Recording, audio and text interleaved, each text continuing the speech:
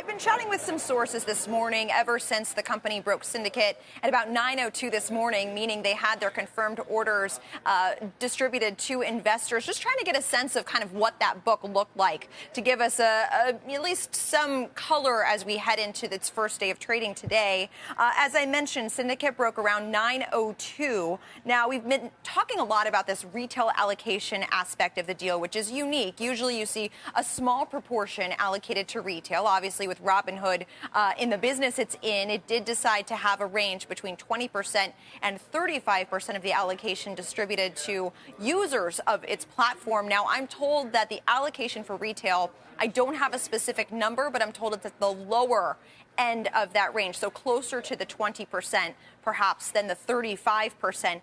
Interestingly, they did send out an email to retail investors once the pricing was decided late last night. I'm told they did see kind of a tick up in interest once investors on the retail side knew the price of $38 per share. They were more interested in buying as opposed to kind of more of an auction system where you place your indications of interest. I would buy shares at this price, this many shares. It sounds like retail investors do feel a bit more comfortable once they actually know what they're buying, which does make sense. From an institutional investor standpoint, trying to get a bit more color on the book, but here's what I have right now.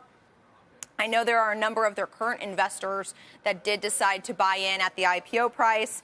There are also some new investors from mutual funds, sovereign wealth funds, hedge funds. So pretty much what you'd see in every deal. Now, the one thing I don't know, and I think we'll get a sense of this once the shares start trading, is that breakdown of retail versus institutional. Does that say something about institutional maybe wanting more of the stock, or does it say something about retail wanting less of the stock? I think that remains to be seen, but we will have a better sense of what that demand looks like, of course, when shares begin trading, which should take place about 3.5 hours from now, roughly speaking. Obviously, those things are kind of a moving target, guys. Yeah. Hey, Leslie, it was right around 9:02 when I was quoting some people on the institutional front who were saying Goldman had approached them not that long before that, kind of begging them to take stock. I mean, I don't know that there was a great deal of institutional demand. You can always find it. Goldman's great at doing that. I'm sure they got it done, but it does not sound as though it was easy, particularly on that side.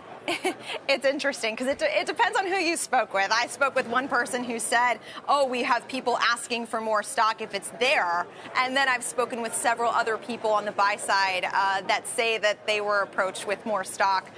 And of course, all this IPO allocation process, IPO pricing, it's so much about psychology. So those types of signals are not something that institutional investors feel totally comfortable with, because usually if it's considered a hot deal or, one of these kind of founder-led growth deals, they're the ones who tend to be clamoring for more stock, and you do have kind of a concentrated book of investors that are considered high quality, which are ones that have long-standing relationships with the banks. They tend to hold. They have kind of this trust on pricing and things like that. It seems like this is definitely a different kind of deal. So it'll be interesting to see how things turn out when the stock begins trading. That's ultimately the nice thing about IPOs is you do have a sense of whether it worked or it didn't work based on what the stock does today. Shepard Smith here. Thanks for watching CNBC on YouTube.